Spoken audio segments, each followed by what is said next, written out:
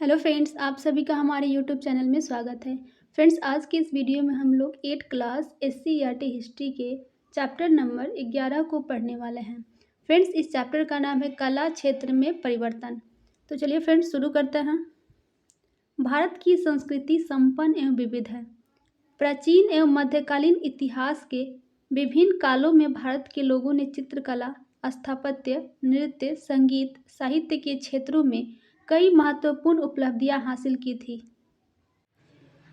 18वीं सदी में देश के भीतर राजनीतिक विघटन के दौर चल रहा था। राजाओं एवं नवाबों की स्थिति डांवाडोल एवं वित्तीय दृष्टि से कमजोर हो गई थी। फलतः कलाकार एवं साहित्यकार राजकीय संरक्षण से वंचित हो गए। सभी तरफ सांस्कृतिक पतन के लक्षण दिखाई दे रहे थे। प्लासी की लड़ाई के बाद जो नई औपनिवेशिक शक्ति उभर रही थी, उनका प्रभाव देश के जीवन के कई पहलुओं पर पड़ रहा था। इस दौरान कला के क्षेत्र में भारतीय एवं यूरोपीय शैली एक दूसरे के निकट आई। इस इकाई में हम इस बात का अध्ययन करेंगे कि औपनिवेशिक कला के अंतर्गत चित्रकला, स्थापत्य एवं साहित्य के क्षेत्र में किस प्रकार के परिवर्तन हुए। इन परिवर्तनों को हम उपनिवेशवाद एवं राष्ट्रवाद से जुड़ाव की पृष्ठभूमि में देखने का प्रयास करेंगे। औपनिवेशिक कला। औपनिवेशिक कला में अनेक यूरोपीय कलाकार अंग्रेज व्यापारियों एवं अधिकारियों के साथ भारत आए और उनके संरक्षण में अपने कला रूपों का प्रदर्शन किया। ये कलाकार चित्रकारी की नई शैलियों, विषयों, परंपराओं एवं तकनीकों की भारत में शुरुआत की। इनके द्वारा बनाए गए चित्रों को यूरोप के देशों में काफ़ी लोकप्रियता मिली, क्योंकि इन चित्रों के माध्यम से उन्हें विदेशों में भारत की छवि को दिखाने का अवसर मिला। यूरोपीय चित्रकार यथार्थवाद के दृष्टिकोण को लेकर भारत आए। यह दृष्टिकोण इस विचार पर आधारित था कि कलाकार अपनी आंखों से जो कुछ देखता है उसे उसी रूप में चित्रित करनी चाहिए, ताकि चित्र वास्तविक और असली जैसी दिखे। ये कलाकार तैल चित्र की नई तकनीक को भारत में लाए। उनके द्वारा बनाए गए विभिन्न विषयों के चित्रों में ब्रिटेन की सांस्कृतिक श्रेष्ठता को दिखाया गया। आइए हम औपनिवेशिक चित्रकला के कुछ रूपों का अध्ययन करें। भारत के भूदृश्यों का चित्रण। कुछ ब्रिटिश चित्रकारों ने भारत के भूदृश्यों की खोज में देश के विभिन्न क्षेत्रों की यात्राएं की। दरअसल ये चित्रकार भारत को एक आदिम देश साबित करने के लिए यहाँ की सांस्कृतिक विविधता को दिखाना चाहते थे। उन्होंने ब्रिटेन द्वारा भारत में जीते गए क्षेत्रों की कुछ मोहक तस्वीरें बनाई। यहाँ पर आप लोग चित्र देख सकते हैं। चित्र 1 में टॉमस डेनियल के द्वारा बनाया गया गीजापुर में गंगा के किनारे स्थित एक खंडहर का चित्र है। यहाँ पर चित्र 2 में टॉमस डेनियल एवं विलियम डेनियल के द्वारा बनाया गया कलकत्ता स्थित क्लाइव स्ट्रीट।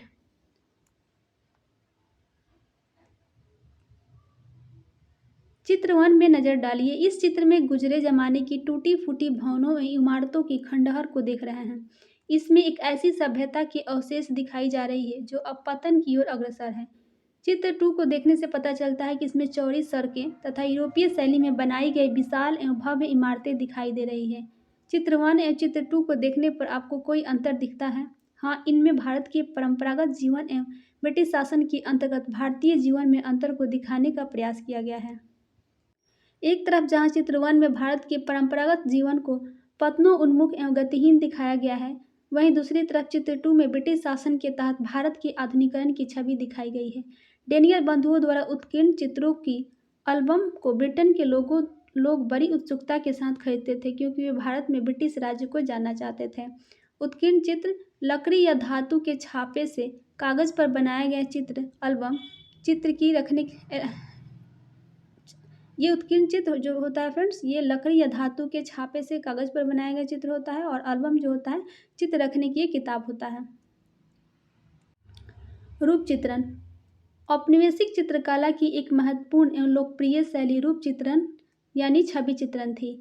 भारतीय राज रजवाड़े तथा ब्रिटिश लोग अपने शक्ति और सत्ता तथा धन संपदा के प्रदर्शन करने के लिए किरमिच पर अपनी तस्वीरें बनवाई। पूर्व के समय में छवि चित्र छोटे आकार में बनाई जाती थी, किंतु औपनिवेशिक काल में बनाए गए छवि चित्र आदम कद होते थे।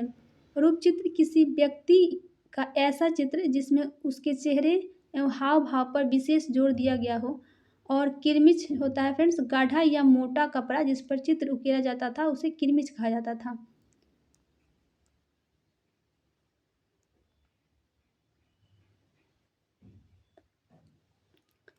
रूप चित्रण शैली की लोकप्रियता को देखते हुए अनेक यूरोपीय चित्रकार काम की तलाश में भारत आए। 1780 ईस्वी में भारत आए यूरोपीय चित्रकार योहान जोफनी के द्वारा बनाया गया चित्र 3 और 4 रूप चित्रण के कुछ उदाहरण हैं। यहाँ पर चित्र देख सकते हैं हम लोग यहाँ पर चित्र 1 और चित्र 3 और चित्र 4 को देख सकते हैं, जो योहान जोफनी के द्वारा बनाया गया है। और कब बनाया गया है? तो 1784 ईस्वी में बनाया गया है।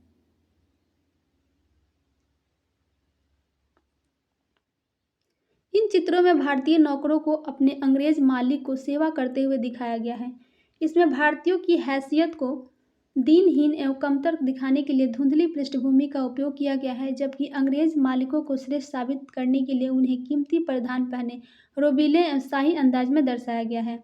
अंग्रेजों के देखा देखी कई भारतीय राजा और नवाब भी यूरोपीय कलाकारों से अपनी आदमकद रूप चित्र बनवाने लगे थे।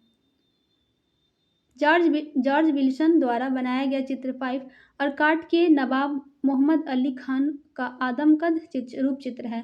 चित्र को देखने से आप समझ सकते हैं कि नवाब ने अपने शाही रौब दाब को किस तरह दर्शाया है, जबकि नवाब अंग्रेजों से पराजित होकर उनके पेंशन भोक्ता बन गए थे, क्योंकि वे अंग्रेजों की सांस्कृतिक श्रेष्ठता को स्वीकार करते हुए उनकी शैलियों एवं परंपराओं को अपनाना चाहते थे। यहाँ पर आप लोग देख सकते हैं फ्रेंड्स, जॉर्ज विल्सन द्वारा बनाया गया अर्काट के नवाब मोहम्मद अली खान का तैलचित्र, जिसका निर्माण 1775 ईस्वी में जॉर्ज विल्सन के द्वारा किया गया है।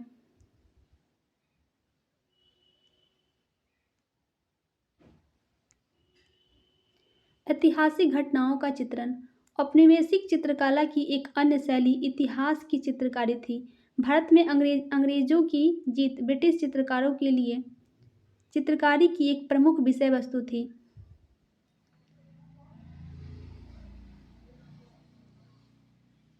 अंग्रेजों ने पलासी के युद्ध में सिराजुद्दौला को पराजित कर मीर जाफर को बंगाल का नवाब बनाया था।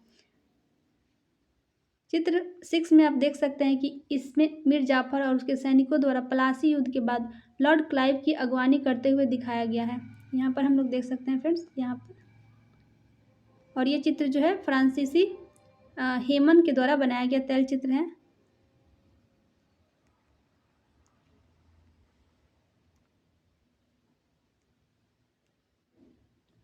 चित्र नंबर 7 में श्रीरंगपट्टनम के उस प्रसिद्ध लड़ाई को दिखाया गया है जिसमें मैसूर के शासक टीपू सुल्तान की बुरी तरह पराजय हुई। चित्र में युद्ध के दृश्यों को आप देख सकते हैं, यहाँ पर दिखाया गया है। रोबर केर पाटर के द्वारा यह चित्र बनाया गया है 1800 ईस्वी में। इसमें अंग्रेज सैनिक टीपू के सैनिकों को कत्लेआम कर रही है और टीपू के किले पर ब्रिटिश झंडे को लहरा रही है। ब्रिटिश चित्रकारों के द्वारा ऐसे चित्र बनाने के पीछे मकसद था कि वे अंग्रेजों को शक्तिशाली साबित कर सके ताकि अंग्रेजों की जीत जनता के मन में बना रहे। दरबारी कला और स्थानीय कलाकार। भारतीय राज दरबार के संरक्षण में काम करने वाले स्थानीय कलाकारों ने साम्राज्यवादी कला शैली को किस प्रकार चुनौती दी। आइए हम देखते हैं कि विभिन्न राज दरबारों में मौजूदा स्थानीय कलाकार चित्रकला शैली के रुझानों को किस प्रकार व्यक्त कर रहे थे। मैसूर के शासक टीपू ने अंग्रेजों की सांस्कृतिक परंपराओं का विरोध करते हुए स्थानीय शैली एवं परंपराओं को संरक्षण दिया। उनके महल की दीवारें स्थानीय कलाकारों द्वारा बनाए गए भित्ति चित्र से सजे होते थे। चित्र 8 में एक भित्ति चित्र दिखाई दे रहा है, यहाँ पर दिखाया गया फ्रेंड्स।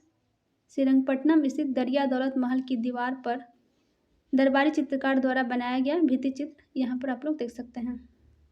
इस भित्ति चित्र में पोलीलूर के प्रसिद्ध युद्ध के दृश्य को दिखाया गया है, जिसमें मैसूर की सेना ने अंग्रेजों को करारी शिकस्त दी थी। भित्ति चित्र क्या होता था फ्रेंड्स? तो यह दीवारों पर बनाए गए चित्र होते थे जिन्हें हम लोग भित्ति चित्र के नाम से जानते हैं। बंगाल में स्थानीय कलाकारों को अंग्रेजों की शैली एवं परंपरा को सीखने के लिए प्रोत्साहित किया जा रहा था। चित्र 9 में एक जुलूस की तस्वीर है। स्थानीय कलाकार द्वारा बनाई गई इस तस्वीर में परिप्रेक्ष्य विधि का इस्तेमाल किया गया है। यहाँ पर देख सकते हैं आप लोग चित्र नंबर 9, इसमें मुर्शिदाबाद में स्थानीय कलाकारों द्वारा निर्मित ईद के जुलूस का चित्र दिखाया गया है, जिसमें परिप्रेक्ष्य विधि का इस्तेमाल किया गया है।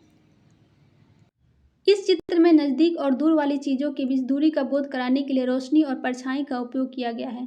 भारत में अंग्रेजी शासन की स्थापना हो जाने के बाद स्थानीय रियासतों के राजे रजवाड़े और नवाब की स्थिति ऐसी नहीं रह गई थी कि वे कलाकारों को अपने दरबार की सेवा में रख सके। ऐसे में चित्रकार भी काम की तलाश एवं रोजी रोटी के लिए अंग्रेजों की शरण में जाने लगे।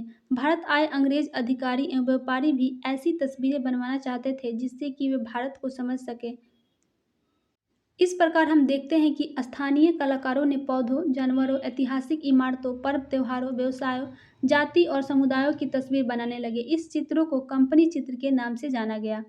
कई स्थानीय चित्रकार ऐसे भी थे जो राज दरबार के प्रभावों से मुक्त स्थानीय परिवेश में चित्रकला की स्वतंत्र शैली एवं परंपरा के रुझानों को दर्शा रहे थे।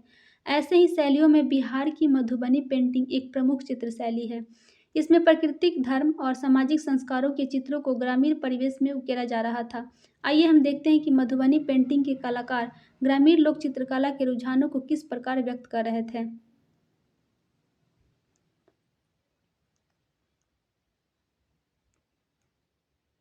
मधुबनी पेंटिंग इस लोक कला की और कला प्रेमियों और पारखियों का ध्यान उस समय आकृष्ट हुआ जब 1942 ईस्वी में लंदन की आर्ट गैलरी में मधुबनी पेंटिंग की प्रदर्शनी लगाई गई थी। तो इस पॉइंट को हम लोग याद रखेंगे। लंदन की आर्ट गैलरी में मधुबनी पेंटिंग की प्रदर्शनी कब लगाई गई थी? तो 1942 ईस्वी में। मधुबनी चित्रकला पूर्णतः एक महिला चित्रकला शैली है। वे इस चित्रकला को पीढ़ी दर पीढ़ी विरासत के रूप में छोड़ती गई। इस प्रकार घर की दीवारों तथा आंगन के फर्श से कपड़ों और कागज पर इसका स्थानांतरण होता गया। अन्य लोक कलाओं की भांति मधुबनी चित्रकला भी विभिन्न पर्व त्योहारों, विवाह, पारिवारिक अनुष्ठानों से के साथ जुड़ी हुई है। मधुबनी चित्रकला के दो रूप हैं, भित्ति चित्र एवं अरिपन चित्र। भित्ति चित्र दीवारों पर किया जाता था और अरिपन चित्र जो है ये भूमि पर बनाया गया चित्र होता था। भित्ति चित्रों में देवी देवताओं, राधा कृष्ण की लीला, राम सीता के कथा के चित्रों को प्रमुखता से दर्शाया गया है। विवाह के अवसर पर घर के बाहर और भीतर की दीवारों पर रति और कामदेव के चित्र तथा पशु पक्षी के चित्रों को प्रतीक के रूप में चित्रित किया जाता है। अरिपन चित्रों में आंगन या चौखट के सामने जमीन पर बनाया जाने वाला चित्र है। इन्हें बनाने में पीसे हुए चावल को पानी और रंग में मिलाया जाता है। अरिपन चित्रों को के अंतर्गत पशु, मनुष्य, पशु पक्षी, पेड़, फूल, फल, स्वास्तिक, दीप आदि के चित्रों को उकेरा जाता है। मधुबनी शैली के चित्रों में चित्रित वस्तुओं का मात्र सांकेतिक स्वरूप दिया जाता है। पहले के चित्र मुख्यतः दीवारों एवं फर्शों पर ही बनाए जाते थे, मगर कुछ वर्षों से कपड़े और कागज पर भी चित्रांकन की प्रवृत्ति काफ़ी बढ़ी है। चित्रांकन की सामग्री के नाम पर बांस की कुची और विभिन्न प्रकार के प्राकृतिक रंग होते हैं। ज़्यादातर रंग वनस्पति से प्राप्त किए जाते हैं। इस चित्रकला के प्रमुख कलाकारों में सिया देवी, कौशल्या देवी, शशिकला देवी, गंगा देवी, भगवती देवी आदि के नाम लिए जा सकते हैं। स्वतंत्रता प्राप्ति के पश्चात यह चित्रकला अपने स्थानीय परिवेश की सीमा को लांघते हुए देश विदेशों में काफ़ी लोकप्रिय हुई और इसकी प्रदर्शनियां आयोजित की गई। जापान के तोकामाची शहर में मधुबनी पेंटिंग का संग्रहालय बनाया गया है। अब हम लोग बात करेंगे राष्ट्रवादी चित्रकला शैली के बारे में। 19वीं शताब्दी के अंतिम दशक एवं 20वीं सदी के प्रारंभ में जनसाधारण की तस्वीरों में राष्ट्रवादी संदेश दिए जाने लगे थे। राजा रवि वर्मा उन चित्रकारों में से एक थे जिन्होंने राष्ट्रवादी कला शैली को विकसित करने में महत्वपूर्ण योगदान दिया। उन्होंने तैल चित्रकारी की यूरोपीय कला शैली को अपनी चित्रकारी का आधार बनाया। उन्होंने रामायण, महाभारत और पौराणिक कहानियों के नाटकीय दृश्यों को किरमिच पर चित्रांकित किया। उनके द्वारा बनाए गए चित्र कला प्रेमियों के बीच काफ़ी लोकप्रिय हुए। चित्रों के प्रति लोगों के आकर्षण को देखते हुए राजा रवि वर्मा ने बम्बई में प्रिंटिंग प्रेस लगाई। यहाँ उनके द्वारा बनाई गई तस्वीरों की छपाई बड़ी संख्या में होने लगी। अब आम लोग भी सस्ती कीमत पर उनके चित्रों को खरीद सकते थे। कलाकारों का आधुनिक स्कूल। 19वीं सदी के मध्य में भारत को पश्चिमी शिक्षा से लाभ दिलाने की शैक्षणिक नीति के अंतर्गत सरकार ने कलकत्ता, बम्बई, मद्रास और लाहौर में कला स्कूलों की स्थापना की। इन स्कूलों में कला के पाश्चात्य तरीकों को ही अध्ययन के विषय के रूप में रखा गया था। EV हैवल Madras school of art में कला के अध्यापक थे। उन्होंने अवनींद्रनाथ टैगोर के सहयोग से भारतीय चित्रकारों का एक अलग समूह बनाया जिन्हें कलाकारों का आधुनिक स्कूल कहा गया। बंगाल के राष्ट्रवादी कलाकारों का समूह इनके साथ जुड़ने लगा। इस समूह के कलाकारों ने विषयों के चयन एवं तकनीकी में अजंता के भित्ति चित्रों, मध्यकालीन लघु चित्रों एवं एशियाई कला आंदोलन को प्रोत्साहित करने वाले जापानी कलाकारों से प्रेरणा ग्रहण की। एशियाई कला आंदोलन। जापानी कलाकार ओकाकुरा काकुजो ने जापानी कला पर शोध किया और एक ऐसे समय में जापानी कला की परंपरागत तकनीकों को बचाने की जरूरत पर बल दिया, जो कि पश्चिमी शैली के कारण खतरे में पड़ती जा रही थी। उन्होंने यह परिभाषित करने का प्रयास किया कि आधुनिक कला क्या होती है और परंपराओं को बनाए रखने तथा आधुनिकीकरण के लिए क्या किया जाना चाहिए। वह जापानी कला अकादमी के प्रधान संस्थापक थे। ओकाकुरा ने शांति निकेतन का दौरा किया था। रविन्द्रनाथ टैगोर एवं अवनींद्रनाथ टैगोर पर उनका गहरा प्रभाव पड़ा था। चित्र 12 को देखिए। अवनींद्रनाथ टैगोर द्वारा बनाए गए इस चित्र में राजपूत लघु चित्र शैली का प्रभाव देखा जा सकता है तथा चित्र 13 में धुंधली पृष्ठभूमि में हल्के रंगों के उपयोग देखे जा सकते हैं। इस चित्र शैली में जापानी कलाकारों के प्रभाव स्पष्ट रूप से अभिव्यक्त हो रहे हैं। चित्र 14 में नंदलाल बोस द्वारा बनाया गया है। इस चित्र में आप देख सकते हैं कि नंदलाल बोस ने अपनी तस्वीर में त्रिआयामी प्रभाव पैदा करने का छायाकरण का इस्तेमाल किया है। नंदलाल बोस इस चित्र में अजंता की चित्र शैली के प्रभाव को साफ देखा जा सकता है। यहाँ पर देख सकते हैं फ्रेंड्स, चित्र नंबर 12, यहाँ पर चित्र नंबर 13 दिया गया है और यहाँ पर चित्र नंबर 14 दिया गया है।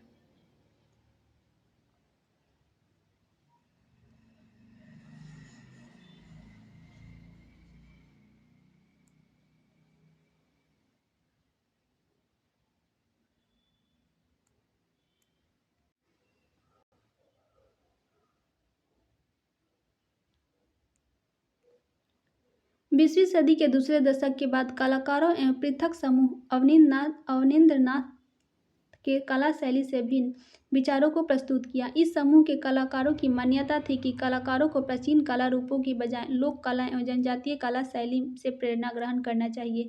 जैसे जैसे यह बहस और चलता रहा, वैसे वैसे कला की नई शैलियों एवं परंपराओं का विकास होता रहा। भवन निर्माण की नई शैली और नई इमारतें। जब भारत में ब्रिटिश शासन को स्थिरता प्राप्त हुई, तब बुनियादी तौर पर रक्षा, प्रशासन, आवास और वाणिज्य जैसी आवश्यकताओं की पूर्ति के लिए भवनों एवं इमारतों की जरूरत पैदा होने लगी।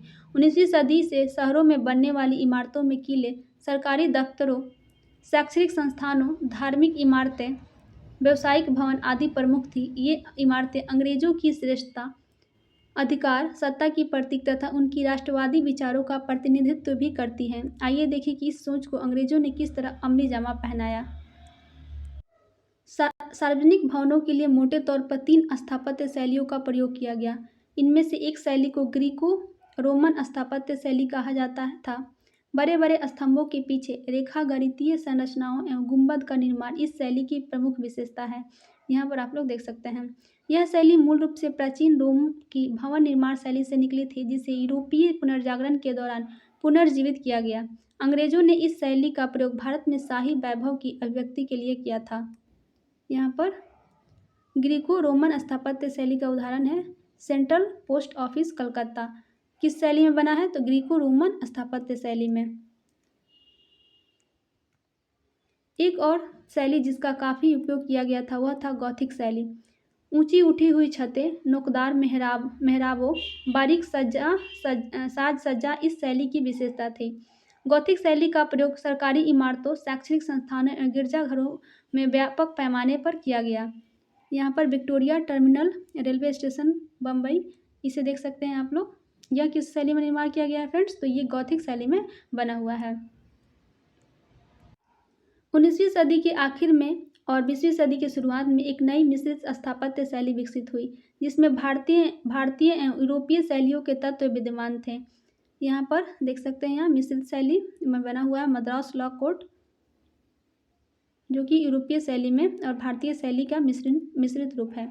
इसे इंडो सौरसैनिक शैली का नाम दिया गया है और मद्रास लॉ कोर्ट जो है इंडो सौरसैनिक शैली के अंतर्गत निर्मित है। इंडो शब्द हिंदू का संक्षिप्त रूप था, जबकि सौरासेन शब्द का प्रयोग यूरोप के लोग मुसलमानों को संबोधित करने के लिए किया करते थे। भारत की मध्यकालीन इमारतों, गुंबदों, छतरियों, जालियों, मेहराबों से यह शैली प्रभावित थी। भारतीय शैली को समावेश करके अंग्रेज यह साबित करना चाहते थे कि वे यहाँ के वैध एवं स्वाभाविक शासक हैं। यूरोपीय ढंग की दिखने वाली इमारतों एवं भवनों से औपनिवेशिक स्वामियों और भारतीय प्रजा के बीच के अंतर को प्रदर्शित करती है। शुरुआत में ये इमारतें परंपरागत भारतीय इमारतों एवं भवनों के मुकाबले अजीब सी दिखाई देती थी, लेकिन धीरे धीरे भारतीय भी यूरोपीय स्थापत्य शैली के आदी हो गए और उन्होंने इसे अपना लिया। दूसरी तरफ अंग्रेजों ने अपनी ज़रूरतों के मुताबिक कुछ भारतीय शैली को अपना लिया। इसकी एक मिसाल उन बंगलों को माना जा सकता है जिसे पूरे देश में सरकारी अफसरों के आवास के लिए बनाया जाता था। बंगाल के परंपरागत फूस की बनी झोपड़ी को अंग्रेजों ने उसे अपनी ज़रूरतों के हिसाब से बदल लिया था। औपनिवेशिक बंगला एक बड़ी ज़मीन पर बना होता था। परंपरागत ढलुआ छत, चारों तरफ बना बरामदा और उसके पीछे घर बना होता था। बंगले के परिसर में घरेलू नौकरों के लिए अलग से क्वार्टर होते थे। साहित्य में राष्ट्रवादी विचार। भारतीय स्वाधीनता संघर्ष में साहित्य ने महत्वपूर्ण भूमिका निभाई। 19वीं सदी के अंतिम दशक में जब राष्ट्रवादी विचार उभरने लगा